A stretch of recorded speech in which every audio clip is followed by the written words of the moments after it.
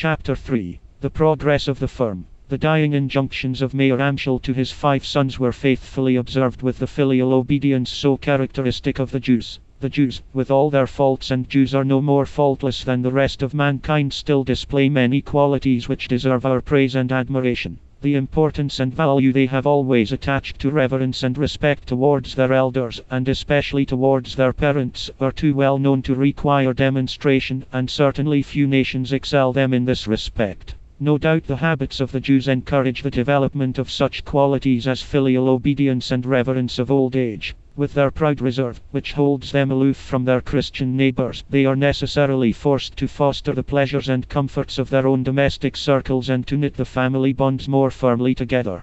In Jewish families, the wish of the father has far more weight, and is far more highly respected than in Christian families. That the last wishes of Mayor Amschel should have been scrupulously fulfilled need excite no surprise, for, even if filial obedience had not led his sons to live in unity together, their natural shrewdness would have at once pointed out to them the advantages which would follow from their combined action. But, be the motives what they may, it is a matter of history that the 5 sons, after their father's death, started business in 5 of the European capitals, each brother managing his own, but always acting on important occasions in concert with the others. The result of this union of aims and action was that they all rose simultaneously to fame and fortune, rising, too, with a rapidity which appears incredible. There is one drawback to this principle of combined action for their general benefit: the impossibility of writing a lucid and accurate description of the career of each of the brothers, owing to the impossibility of ascertaining what part each played in the many gigantic operations undertaken and carried out conjointly by all.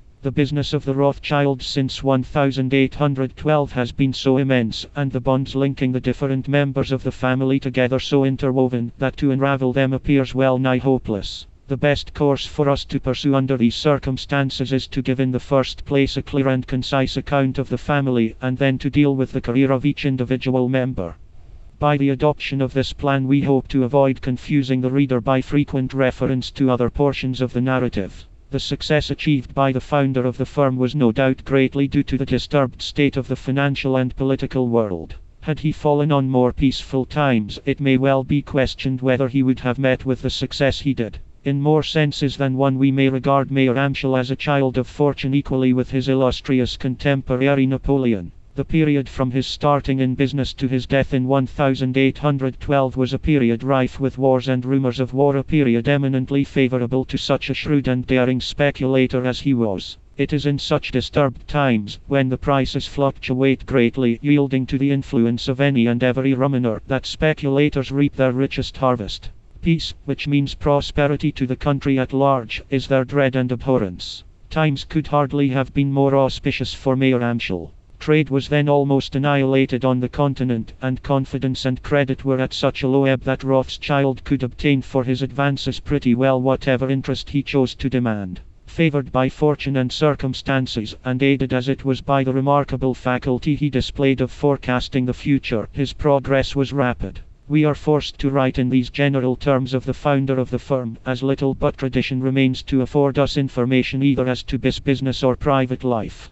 To the public, the archives of the family which could throw so much light upon the history of this century are a profound secret, a sealed book, kept hidden from profane eyes. What a mass of interesting information must the pages of those archives contain! And yet no stranger has been allowed to inspect and make known their contents. No encouragement is offered by the family to any who may desire to obtain information respecting the early history of the members of the firm. Indeed, such inquiries, however laudable may be their object, are regarded as intrusive, if not impertinent, and an evasive answer is all that is usually received. The reticence of the family can be easily understood.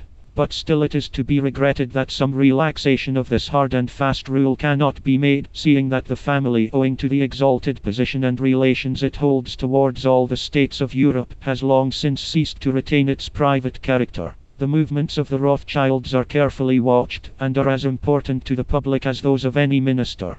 It is said that one enthusiastic inquirer was informed that they much regretted that no information could be given him on the subject of the business of the founder of the firm, as no record of his loans and other financial operations had been kept, neither could they furnish a photograph, as he had never sat for his portrait. and, in conclusion, that it was impossible to name all the members of the family, as a full pedigree did not exist. In the previous pages we have narrated how Mayor Amschel started in business as a dealer in coins and bullion, and how, as his reputation for honesty became known, he was able to extend his sphere of action by dealing in bills of exchange, merchandise, c. We have described how he became known to and appreciated by the Landgrave of Hesse, through whose influence he gained a large number of wealthy and princely gents, and how his fame and credit were still further augmented in 1801 by his being appointed court Jew in succession to Fidel David. In this way he laid the foundation of the substantial fortune he bequeathed his 5 sons. In 1804 Mayor Amschel found that he had prospered so well in his undertakings that he was in a position to lend his assistance to the government of Denmark, whose finances were not then in a flourishing condition.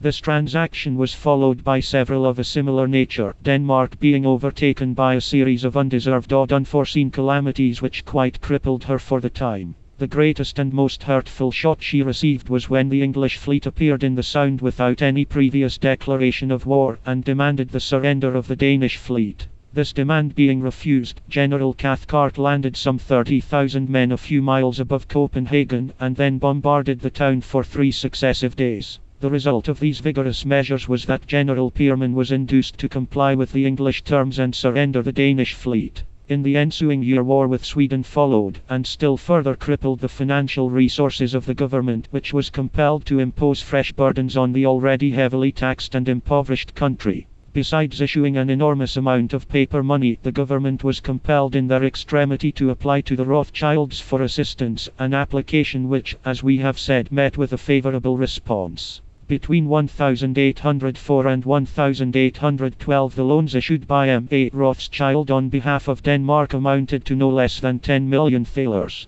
a large sum for any one firm to be responsible for at that time, when money was dearer than it is now. This large business proved, no doubt, very lucrative to the contractor, and gave a turn to the business of the firm which it has since retained. After 1812 the miscellaneous business was gradually abandoned, government operations taking its place. It is not certain whether the last Danish loan was issued during the lifetime of Mayor Amschel or not. That, however, is a trifling matter. Having established the firm on a solid basis, Mayor Amschel during the last years of his life left the management to a great extent in the hands of his sons, and devoted himself to work more congenial to his better nature. His philanthropy and benevolence were unbounded, and endeared him to the memory of his fellow citizens. The esteem in which he was held was proved by his being nominated by the Grand Duke a member of the Wahlkollegium, when Frankfurt was made the capital of the new Grand Duchy. It was to the Grand Duke that the Jews of Frankfurt were indebted for the grant of the full enjoyment of political and municipal rights which had hitherto been withheld. With the death of Mayor Amschel in 1812 the first period in the history of the firm closed, a period small and insignificant in results when compared with those that followed, but still considerable if compared with the results achieved by any other banking firm. The second period in the firm's history dates from 1812 to 1826. On the death of their father, 4 sons out of the 5 started each a business of his own, in Paris, Vienna, Naples, and London respectively. The branch in London had, however, existed some time previously, having been founded by Nathan Mayer Rothschild, who saw that Frankfurt was too small to afford scope for the operations of himself and his brothers. With his characteristic decision, he resolved to repair to England and win his way to fortune by his own unaided efforts. In subsequent pages we shall detail the business he conducted, and will content ourselves by stating here that the financial ability he displayed was so marvelous that he gained an unprecedented success in the country of his adoption. He contributed largely to the prosperity of the parent firm in Frankfurt by inducing the English government to entrust his father with the payment of its subsidies to its foreign allies. That this was a profitable business may be inferred from the fact that in 1 year the subsidies amounted to no less than 1 million, which must have left a handsome commission in the coffers of the firm. On the death of Mayor Amschel, an exception was made to the rule always since observed by the firm, that the eldest member should be regarded as its head and ruling spirit. The brothers, fully cognizant of his superior intellectual capacity, willingly acknowledged Nathan Mayer as the most fit to direct all their most important transactions. That they acted wisely in doing so results have proved, as their business began from the year 1812 to assume cosmopolitan proportions and to pervade all parts of the world. Its operations were of a most gigantic nature, whilst the success it achieved was correspondingly rapid. Its success was indeed so remarkable that the only explanation of it seems to be in the extraordinary vicissitudes and excitement through which many of the European states passed during that period, and of which the Rothschilds took advantage.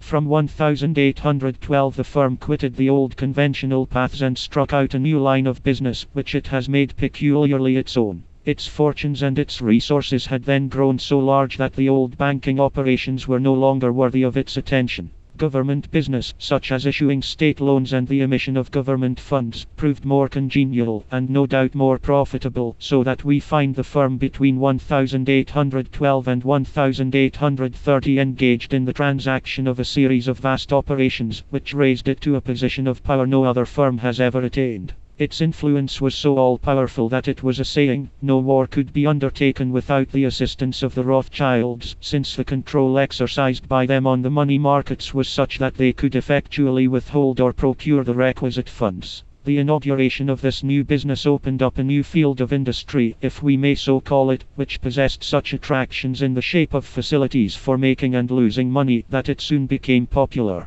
Every year the business in government funds increased in value and importance, for the advantages the funds possessed were so many and so great that merchants and persons of every rank and station hastened to invest in them. By the purchase of government securities the buyer knows he holds the best security for his money, since the credit and solvency of the country are pledged to him, and, as it is of the greatest public importance to preserve these uninjured, so his security is practically safe from destruction. No other way of investing money with equal safety exists, for in private enterprises, in which the security may be goods or landed property, the whole capital may suddenly be lost by fraud, fire, or other accidental causes. Then, again, an investor can rely with certainty on regularly receiving a fixed interest on his capital, whereas, were he to invest his money otherwise, the interest would be dependent on contingencies beyond his control. Another advantage, and a very great one, is that anyone can purchase what amount of government stock he pleases, and in this way make use of all the money he can command. He is not limited to a round sum, as would be the case if he lent his capital on mortgage, which might demand either a larger or smaller amount than that at his disposal for the time being, but in government stock he can invest the amount down to the last shilling. Most government stocks are negotiable in all the leading European markets, so that their popularity may be due in no small measure to their portable and saleable qualities. It is scarcely to be wondered at that the demand for these stocks was forever increasing, and that the business done in them became in a few years of the greatest importance. In addition to the intrinsic value of the stocks, an additional value was derived from the speculation which took place in them. By the exercise of a certain amount of shrewdness, and aided by good fortune in the choice of the moment for buying or selling, it was possible to make hitherto unheard of gains. This possibility naturally caused a general desire to share in such easily earned profits, and in this way speculation went on increasing. In the course of time, when the public appetite for investing was no longer appeased by government funds, stocks and shares of every description were issued and snatched up with avidity. Year after year speculation grew, and gradually degenerated into one vast system of gambling. No objection can be raised to legitimate purchases or sales of stocks, but since the bulk of stock exchange business has been based on speculation, there can be no doubt that the effects are far from beneficial. When it is possible to make enormous and fabulous gains, with comparatively no exertion, by operations on the stock exchange, it would be surprising if many businessmen were not found to quit the old paths in which their fathers made their fortunes by steady persevering industry, to enter upon one surrounded with such rosy allurements, where failure appears out of the question. The commerce of a country must be affected by this endless speculation, as the amount of capital sunk in keeping stocks up at fictitious prices must at times be immense. To make matters worse, everything imaginable is done to encourage this speculation. The disclosures recently made in connection with the managers of several of the London banks prove with what ease unscrupulous persons might without means embark in speculations amounting to hundreds of thousands of pounds. How largely chance enters into stock exchange operations is shown by the custom of buying or selling stocks for delivery at some future day. A man may perhaps sell an amount of stock now at a certain price to be delivered to the purchaser say a month hence, in which case he trusts to Providence to be able to buy the same amount of stock himself at a lower price before the time expires, and so clear a profit without having really risked any money. Should he buy, then the opposite principle guides his action. As a proof to what extent gambling of this kind is carried, we may mention that in the corn market crops are frequently sold before the seed has even been planted. The facilities offered are so great that speculators enter into operations out of all proportion to their means, for, being anxious to make as large a profit as they can, they are forced to engage in transactions on a gigantic scale. Should their calculations turn out wrong, or the fickle goddess not be amiable, the result is that ruin stares them in the face. But they seldom yield without making a violent effort to turn the tables in their favor. This they try to do in one of two ways. They either plunge deeper into the speculation, trusting by this plan to obtain a control of the market, or they resort to the fabrication of false news, hoping that the effect produced will be such as to once more make prices favorable to their operations. Rumors, lying, and every possible artifice are adopted by those who speculate on the exchange, and it is certainly not beneficial to public morality that those should frequently succeed best who prove themselves the greatest adepts in this species of mansoevering. These few explanatory remarks, though perhaps out of place, will enable the reader to understand how practicable it is to acquire rapidly by speculation an enormous fortune, which in the ordinary course of business could be gained only after a life of persevering activity and industry. The greater part of the government loans which press so heavily upon the leading European states have been issued through the agency of the great financial and banking houses, at whose head stands the family of Rothschild. Being to a certain extent the originators of this description of business, and possessing such influence on the different European markets, in all of which they had branches or correspondents, it was only natural that the five brothers should manage to secure the goodwill and patronage of the various governments. We have seen that they issued a series of loans for Denmark between 1804 and 1812, but it was not till tranquility was restored to Europe in 1815 that the firm was called upon to show the great things of which it was capable. With that year the brothers began a period lasting for 15 years, during which they were incessantly engaged in the issue of government loans. Unvarying success followed them in all their undertakings, and the firm rose to a position of such power and repute in the political and commercial world that they were the dictators of Europe. To give the reader an idea of their power, we may mention that Ferdinand I of Italy was compelled to accept the condition named by them as the only means of obtaining their aid, the recall and reinstallation in office as finance minister of their friend the Chevalier de' Medici. And this is no exceptional case. Other governments in their extremity have been forced to agree to the terms dictated by the great financial house. We do not intend to follow and analyze each individual step the Rothschilds made on their road to fame and fortune, but will content ourselves with giving a summary of the leading operations undertaken by them in the course of the second period of their history. According to the Chevalier von Gentz, the annual business of the firm during the 12 years preceding 1826 amounted to no less than 11 or 1200,000 thalers, mostly loans, but partly subsidies. This period was undoubtedly the most prosperous, and at the same time most brilliant, through which the firm has passed. The explanation of this extraordinary activity is easy. The long struggle in which all the European states had been engaged for a quarter of a century, either as the friends or the enemies of Napoleon, had drained the state treasuries of their supplies, whilst the countries were impoverished by the excessive war contributions levied to meet the expenses incidental to the prosecution of the campaigns. When the efforts of the Allies to forcibly shake off the heavy yoke of the Emperor were rewarded with success, and Napoleon placed in a position where he was powerless to threaten the peace of Europe, it was possible to form an estimate of the enormous sacrifices and expense the struggle had cost. Every state, without exception, found itself burdened with debts which seemed to crush its energies and to defy any attempt that might be made to remove them. However, all this was set once more in order and prosperity restored between the years 1815 and 1830, thanks chiefly to the assistance lent by the Rothschilds. According to a careful estimate, the loans negotiated by them during this period for the five great European states, England, Russia, Austria, France, and Prussia, amounted to very nearly 1,000 million thalers. Hitherto we have spoken in very general terms of the business of the firm, but it is almost impossible for the reader to form a just conception of the magnitude of the firm's operations without some details being given.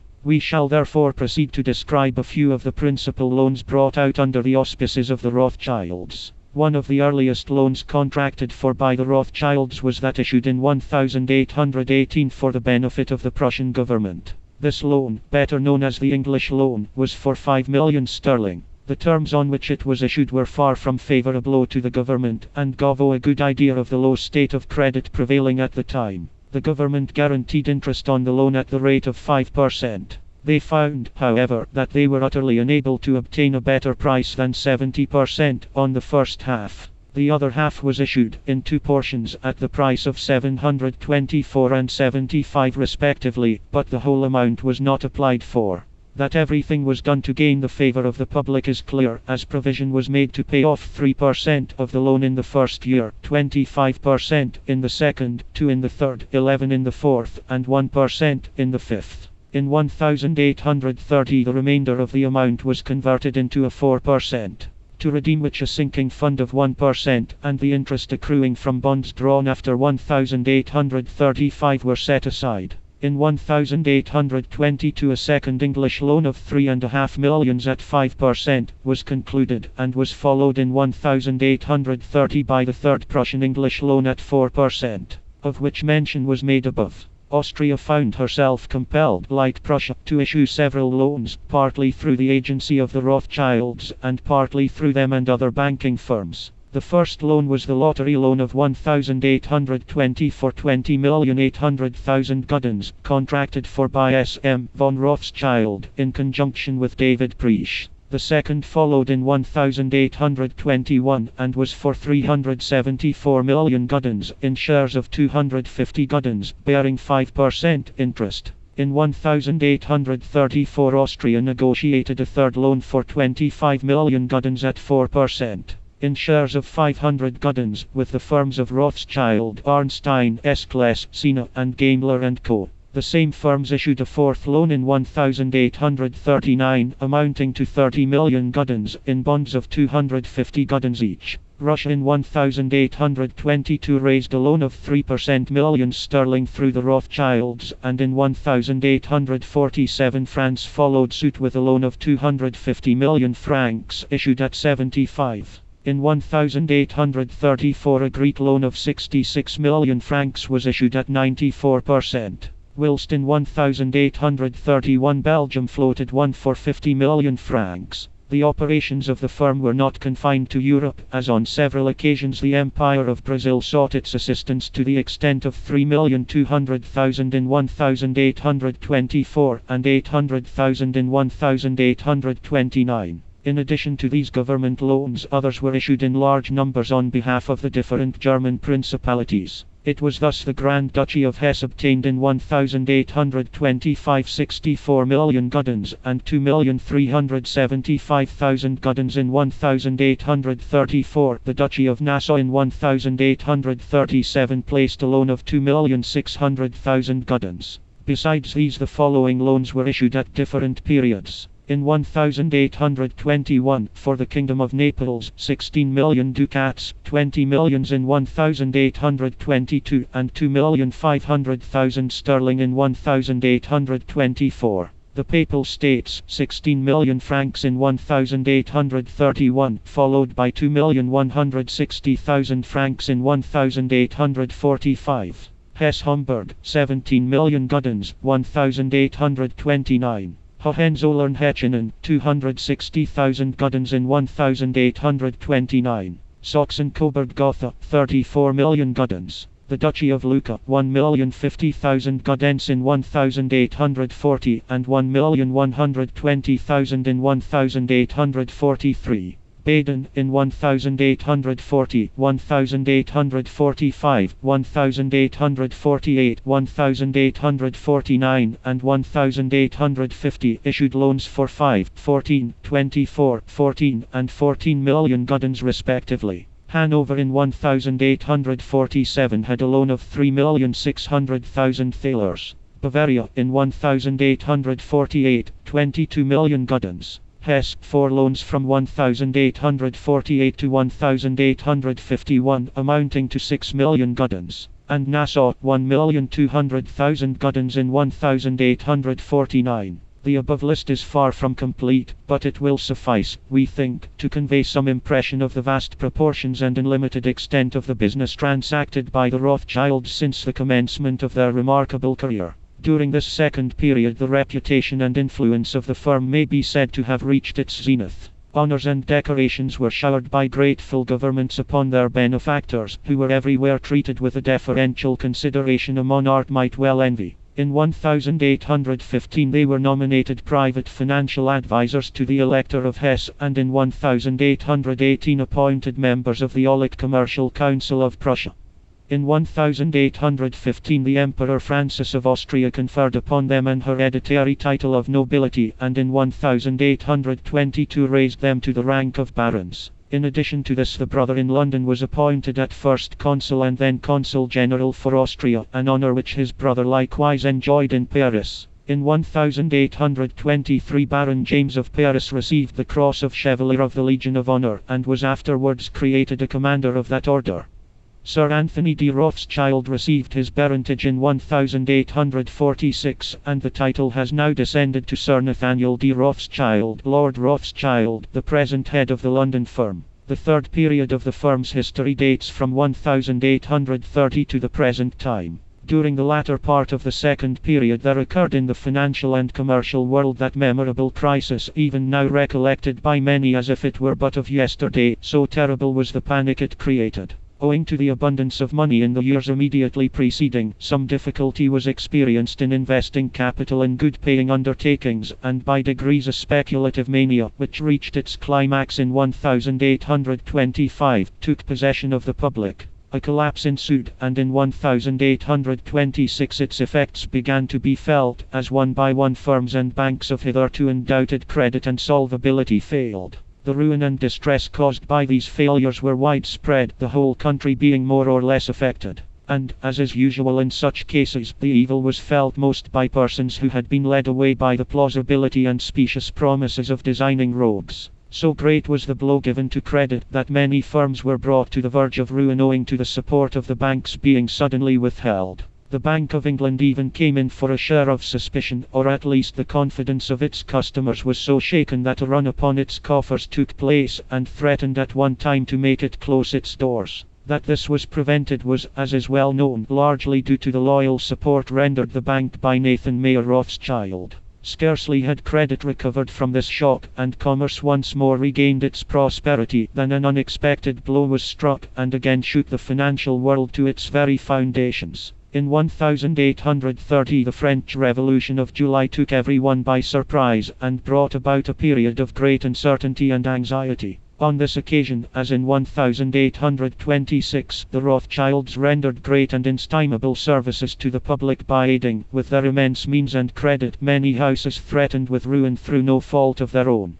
There can be no doubt that this bold and public-spirited course of action went far to restore confidence, whilst it certainly added greatly to the repute and honour of the firm. For the next 18 years after this subversion of things in France, matters remained undisturbed under Louis Philippe, the head and founder of the new dynasty, and Europe enjoyed a period of unbroken repose. And never did the star of the Rothschilds shine with such unrivaled brilliance as during these 18 years, when their advice was sought for by those in power. But at the expiration of that time events occurred with equal suddenness, and as little anticipated as those of 1830, which have had a prejudicial effect on the business of the great financial firm. During the period of undisturbed tranquility through which France passed after the Restoration, time was found to attend to the introduction of much needed reforms in the government and constitution. Necessarily the finances were the first subject to come under review, and in 1848, after a great deal of debating, which the government had been wont to raise, what a reform was made in the system by money it required to borrow, and the hitherto all-potent influence of the Rothschilds received a blow from which it has never since recovered. From the beginning of this century the credit of the European governments had risen steadily. In the early part of the century it was impossible for them to obtain even at 6% the money they required, whereas in 1848 no government would have experienced any difficulty in borrowing what sum they pleased at 4%. After the revolution of 1848, the French government felt convinced they could obtain the money required by the state on easier terms than those previously accepted. They were confident they could procure first-hand, without the intervention of any banker, the funds of which they stood in need. They addressed themselves frankly and directly to the people, and the people fully justified the faith reposed in their liberality by placing at the disposal of the government sums frequently 10 times the amount demanded. The quite unexpected success that attended the government's action has had an immense bearing on the mode in which state finances have since been conducted, and has proved highly beneficial to the state itself, as well as to individual persons. Since that time the immense preliminary profits, in the way of commission, which always went into the bankers' pockets, have been abolished, and, whilst the business is conducted far more economically, the intervention of bankers and others is done away with, and the state and its subjects brought into closer contact. The result of the new measures was that all the great banking firms who had been accustomed to undertake loan business for the government were unable to secure for themselves any advantages not enjoyed by every private person, by every citizen. The old connections with the government were severed, and thenceforth financiers, banking houses, and citizens were equal. The gilt having been so roughly taken off the gingerbread, the great houses were forced to seek the profits they had been wont to make out of government business in enterprises of another description. Gradually we find commercial undertakings engaging the attention of the leading capitalists and bankers. The new arrangements of the government were a severe blow to the Rothschilds, who had issued for many years the majority of the loans needed by the different states. From that time forward, from that mad year 1848 so detrimental to their interests, the great firm have pursued an entirely new path. They have, for instance, aided in the formation and establishment of every description of industrial enterprises, in railways, mining, and such like companies, but more especially in banking and credit institutions, all of which formed admirable foundations for speculation. It cannot be denied that the immense and preponderating influence possessed by the Rothschilds up till that time began to wane when they lost the business which had been regarded as peculiarly their own, and could no longer sway the money market by their nod as of old. They were forced to put themselves on a level with many other great banking and financial firms. In writing thus it must be distinctly understood that we do not mean to say that the pecuniary resources of the firm were in the least affected by the change. Their financial position was as strong as ever, but naturally their having been for so long the trusted and favored agents of the government had lent their name a certain pomp and splendor which disappeared when the government determined to act in future without their aid. Backed up as the Rothschilds are by the enormous wealth of the whole family, and the immense credit attached to their name, they are able still to make large profits in their enterprises, as they are able to wait until a favorable moment occurs for securing the success of their operations. Nothing proves more strongly the energy and vigor of the firm and their capability of still engaging single-handed in colossal enterprises than the assistance they have of late years lent the English government. In 1876, as is well known, they advanced the sum of £4 million to the British government, to enable the latter to complete the purchase of Suez Canal shares from the Khedive, and in 1884 they once more responded to an appeal for pecuniary aid, by lending the Egyptian government a sum amounting to £1 million.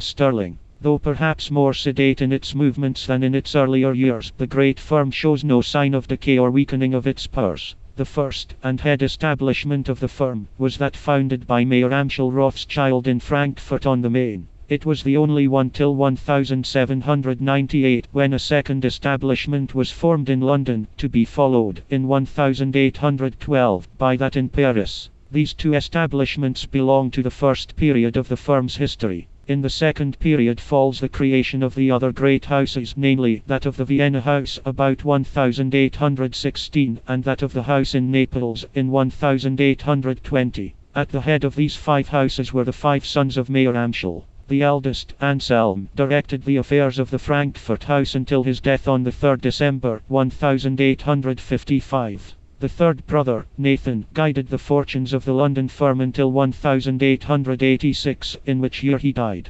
James D. Rothschild, the youngest of the 5 sons, presided over the destinies of the Paris house. He outlived all his brothers by some 10 or 12 years, dying on the 15th November, 1868. Salomon von Rothschild of Vienna died on the 27th July, 1855, and Karl Mayer de Rothschild, the head of the Naples firm, on the 10th March of the same year. The Naples firm has since ceased to exist, but at the head of the remaining 4 firms are the descendants of the 5 brothers. In addition to these great establishments managed by members of the family, there are, in every great capital, agents and representatives who watch vigilantly over its interests and execute the orders given them. The political events of this century have had so important a bearing on the fortunes of the Rothschilds that we may be allowed to give a brief summary of the leading incidents which have been so instrumental in promoting the success of the millionaire family. In the first period of the firm's history there occurred a succession of remarkable events which threatened the welfare of many European states. The first to attract attention was the outbreak of the War of Independence in America, a war which terminated so disastrously for the honor of England. But, disastrous as was the end of this outbreak to England, it was not to be compared with the evil and ruinous consequences the First French Revolution entailed upon France. Yet, harmful as these episodes were to the countries concerned, they were far from being so prejudicial to the interests of individual persons. To the Rothschilds nothing could have occurred more propitiously than the outbreak of the American Revolt, and that of the French Revolution, as the two enabled them by their intimate relations with the Landgrave to lay the foundation of the immense wealth they have since acquired. To this same period belongs the gradual rise of Napoleon, and his elevation to the throne of France, followed at length by his overthrow and abdication, but not until he had forced all Europe to acknowledge and tremble beneath his despotic sway. As Napoleon's star sank and disappeared, that of the Rothschilds rose and increased in brilliance. When Napoleon was finally crushed at Waterloo, his star vanished forever, whilst that of the Rothschilds seemed to grow every day in power and to dwarf all others. The Rothschilds belong to no one nationality, they are cosmopolitan, and, whilst on the one hand they provided supplies for the armies of Napoleon, on the other, they raised loans for his foes, who used the funds thus obtained in defraying the cost of their campaigns against him. They belonged to no party, they were ready to grow rich at the expense of friends and foes alike. The fall of Napoleon was the rise of Rothschild.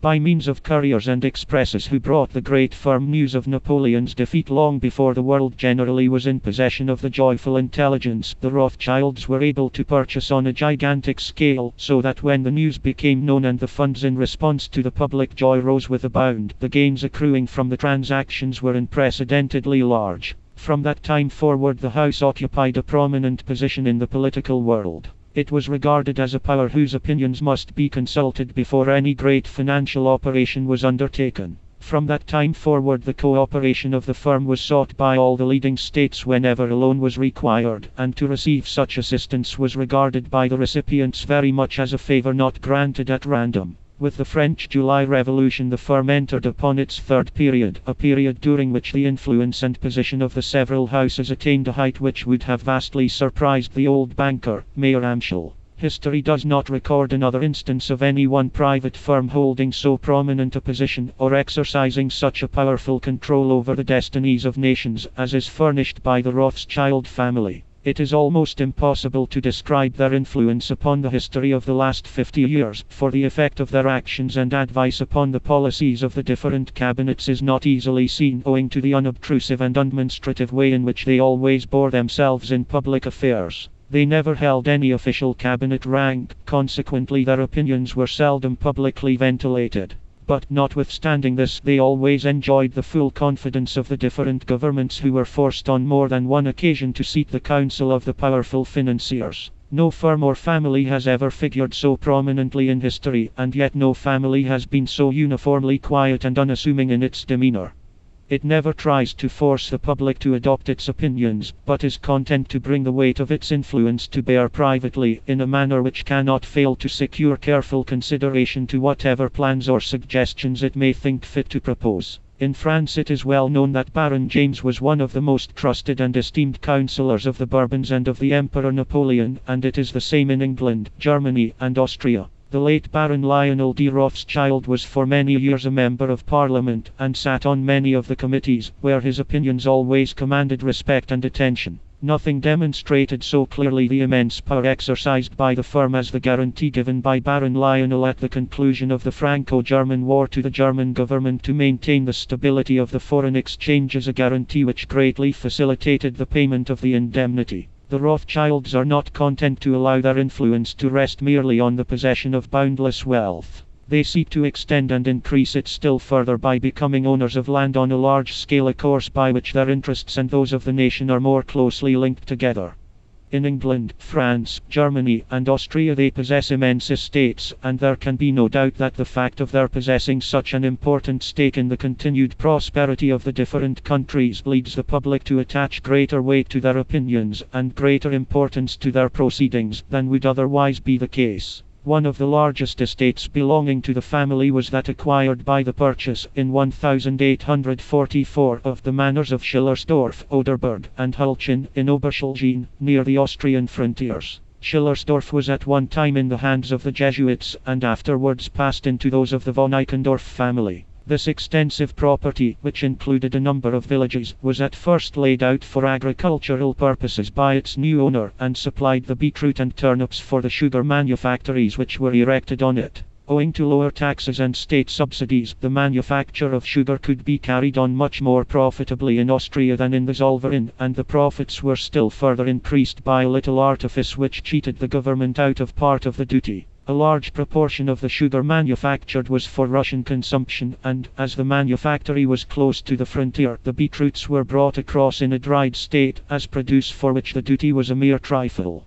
The weight being considerably reduced by this means, a large saving was effected in the duty. The profits derived from the estate were, however, not large enough to please its owner, and it was afterwards split up amongst a number of tenants. In France the Rothschilds have several very large estates and vineyards. Baron Alphonse's chateau at Ferry-Rays is famed for the brilliant hunting parties that frequently assemble there, and has been the scene of more than one historic meeting. During the siege of Paris it was chosen as the headquarters of Prince Frederick William of Prussia and Prince Bismarck. It was there that Ferry went to negotiate for an armistice, and that the terms of the capitulation were finally arranged. In England the Rothschilds are amongst the largest landowners, and own between them a large part of Buckinghamshire and Hertfordshire, in which counties there is quite a cluster of their estates. Sir Nathaniel de Rothschild owns a fine property at Tring. Mr. Leopold de Rothschild has an estate at Ascot, near Leighton Buzzard. Mr. Alfred de Rothschild, one at Alton. Lady Anthony de Rothschild, one at Aston Clinton. Baron Ferdinand, from Vienna, one at Wadston. In addition to these country estates, they each have a palatial town residence, where the most brilliant receptions and most sumptuous dinners are given. There is still to be mentioned the grand old Gunnersbury House, with its magnificent grounds, where the late Baron Lionel de Rothschild used to reside. How has the House of Rothschild amassed such untold wealth? Is a question one is continually striving to answer, but to answer it fully and completely would necessitate our examining and analyzing all the manipulations and undertakings of the great firm from its commencement. It is indeed remarkable that this one firm should have so speculated as not only to have enriched and strengthened itself, but to have risen steadily to a position exalted far above all rivals. The ways and means employed by its members were open to all, and all were at liberty to make what use they pleased of them. But the Rothschilds were ever masters in the art of speculation, and soon outstripped all competitors, and left them far in the rear. Their speculations were at once simple and clear. These masters of finance first laid down the lines of the speculation, and fixed the aim and object of their efforts clearly in their minds, keeping their whole attention fixed on the main points, and never troubling themselves about the details. The manifold and apparently often contradictory maneuvers effected by the firm were always dictated by an unswerving regard to the object they had in view. Nothing, indeed, was more simple than the mode in which they won their enormous profits. For instance, they issued a loan at a certain price already, perhaps, 2 or 3% above the contract price. This of itself was a handsome profit to start with, and one which can seldom be secured now, when nearly all first-class loans are brought out on commission. Competition was less keen then, whilst joint stock banks and kindred institutions were in their infancy. But the public had confidence in the loan, the stock exchange was in its favor, and it at once rose to a good premium on its issue price. An ordinary speculator would perhaps have been content with profits such as these, but not so the Rothschilds. They still further multiplied their gains by selling, buying, and reselling continuously the same stocks until the profits reached, in many cases, an almost incredible figure. Through operations calculated to bring about a fall or a rise, as the case might be, in the prices of particular stocks, the Rothschilds went on unceasingly amassing their millions, and these operations, by the violent fluctuations they produced, formed the basis on which the fortunes of the firm were laid. In order to render these great speculative operations successful, every means at their command was employed. Every method that could be devised was resorted to. Every stock exchange mansoeuvre and artifice called into requisition. Every sort of rumor and false news promulgated. And money in large and small sums sacrificed to secure the success of their schemes. This, then, was how the earlier Rothschilds amassed their millions, which the present representatives strive to keep and augment steadily and cautiously, without grasping at the handsome, old-fashioned profits of bygone days. The greatest gains are made during times of great excitement, when war is imminent, or when a political crisis paralyzes trade and fills the public with anxiety and doubt. To obtain early and previous warning of such weighty occurrences is of the most vital importance to speculators, because, possessed of such information, they are often enabled to steal a march on their rivals and turn their knowledge to profitable account. To gain a start of a few minutes is of immense consequence, making a difference of perhaps thousands of pounds, and, certainly, in this sense, time is unquestionably money, for the fortune or ruin of many on the stock exchange is decided in a few moments. Knowing this, it has always been the first care of the Rothschilds to secure the earliest information possible of all such weighty events, more particularly of those in the sphere of politics, and it is especially their interest to discover and favor persons who, owing to their position in official or business circles, are likely to receive the earliest news of occurrences of that description. In addition to their agents and informants in political and official circles, they had in every great capital throughout the world representatives whose duty it was to hunt up and report all that was going on of a nature likely to affect the money market directly or indirectly. The excellence of their system of obtaining early information of passing events has been proved on many occasions, and they have been the first to furnish the governments with details of more than one occurrence long before the reports reached them through official and privileged channels. The expresses and couriers of the Rothschilds tore along at breakneck speed, as if on a matter of life and death, whilst the government couriers were content with journeying by comparatively short and easy stages. The news of Napoleon's defeat at Waterloo was, as already stated, known to the Rothschilds several days before the public learned the joyful tidings, and Lord Aberdeen was indebted to them for the first information regarding the outbreak of the French July Revolution. Then, again, the position they held with respect to the continental railways was greatly in their favor. They were the Hudsons of the continent. All the leading lines were of their creation, and at their disposal. This gave them an immense advantage, and it was nothing unusual when important news reached them to dispatch a special locomotive with a courier to communicate the news as speedily as possible to their other houses. After the invention of the telegraph, the capabilities and advantages of the new means of communication were readily appreciated by them, and most extensively employed to promote the success of their operations. It is indeed scarcely surprising, when the odds were so much in their favor, that their career should have been an almost unbroken success. It happened, of course, at times that their anticipations were disappointed, that their information proved incorrect, and that their calculations were upset. But such an occurrence was rare and exceptional. The success of the Rothschild family is ascribed by the Chevalier von Gentz, an intimate personal friend of Baron Salomon von Rothschild of Vienna, and consequently well qualified to form an opinion, to two causes, which he specifies in the following terms. The question how the House of Rothschild has been able to undertake and carry through in so short a time all that it has really accomplished has exercised the brains of many a business and political head. Perhaps, however, the answer is not so difficult as it is generally thought to be. He who, without waiting upon chance, has sufficient sense to perceive that the issue of all great transactions depends not alone on the choice and use of a favorable moment, but also, and even more, on the rigid adherence to once recognized fundamental principles, will readily acknowledge that there were two principles especially of which this firm never lost sight, and to which, combined with prudent management and profitable conjunctures, it is certainly indebted for the greatest share of its present prosperity. The first of these principles was that which led the five brothers to conduct all their businesses in a long and unbroken unanimity of aims and interests. This was the injunction left them by their father on his deathbed, and, if a lucky star has stood over them, they have ever remained firm in their resolve never to prove forgetful of that injunction. Since their father's death, every proposition, no matter from what quarter it came, has been the subject of their united consideration and discussion. Every operation, even if of only comparative importance, was carried out on a concerted plan, and with the united efforts of all, and all were equal participators in the profits.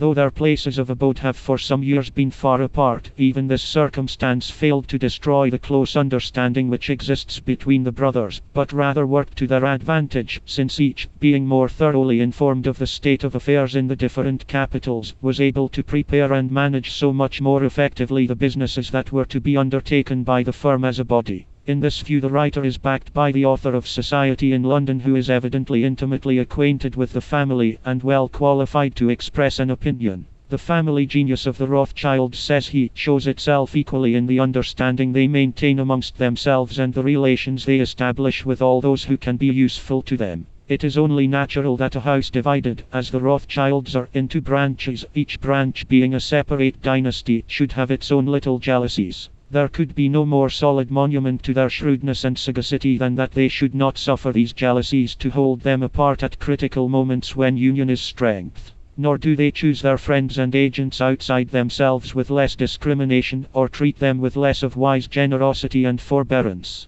They know exactly whom to select for their purposes, and, once having made their choice, they are loyal to it. Many men are indebted to the Rothschilds for their fortune. No one who has once placed his trust in them, and whom they have found it worth their while to trust, can reproach them with having deserted him. The other principle, continues von Gentz, which demands notice, is that which guided them never to strive after extravagant profits in any of their undertakings, but to set limits to their operations, and to render themselves independent, as far as human foresight and wisdom could do so, of the freaks of chance. In the maxim servare modum, ginem tenor, lies one of the great secrets of their strength. There can be no doubt that with the means at their command they could, in this or that operation, have raised their profits to a much higher figure. Even if, however, the safety of their undertakings would not have suffered thereby, they would in the long run have gained less than by extending their forces to a larger number of businesses, ever requiring renewal under all kinds of circumstances. To fail in their undertakings was out of the question, for they staked not merely their wealth and their credit, but also the confidence with which the fairness of their demands, the punctuality of their payments, the clearness and simplicity of their plans, together with the clever way in which those plans were carried out, had inspired the various governments and all the great business firms. What others sought to gain by so-called decisive strokes, which led to victory on the field of business as on the field of battle, but which also often led to great reverses, the Rothschilds have won by the happy use of the best principles of commercial strategy, not through boldness, but by prudence and perseverance. The personal and moral characters of the five brothers have contributed in no small measure to the success of their enterprises. If he is powerful enough, it is not difficult for a man to secure a numerous following on his side, but in the present instance the voices of all parties unite, and the Rothschilds are, as the phrase goes, respected by great and small, not merely on account of their wealth, but for qualities of heart and soul not invariably associated with riches and power.